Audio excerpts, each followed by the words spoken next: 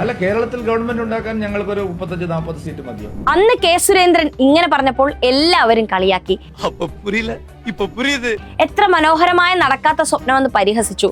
എന്നാൽ ഏത് പ്രതിസന്ധിയിലും BJP പിടിച്ചുയർത്താൻ അവർ വരുമെന്ന ഉറപ്പ് സുരേന്ദ്രൻ അന്നേ ഉണ്ടായിരുന്നു.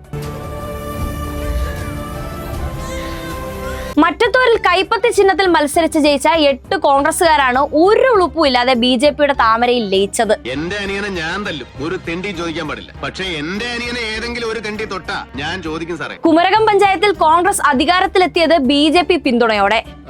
ഹരിപ്പാട് വിയ്യൂപുരത്ത് ഇടതുപക്ഷം അധികാരത്തിലെത്താതിരിക്കാൻ BJPക്കൊപ്പം കോൺഗ്രസും വോട്ടെടുപ്പിൽ നിന്ന് വിട്ടുനിന്നു.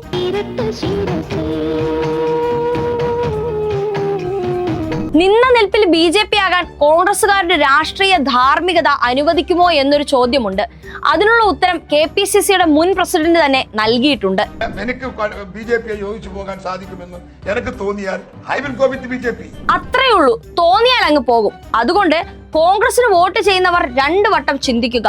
കുത്തുന്നത് കൈപ്പത്തിയിലാണെങ്കിലും ആ വോട്ട് ചെന്ന് വീഴുന്നത് താമരയിലായിരിക്കും.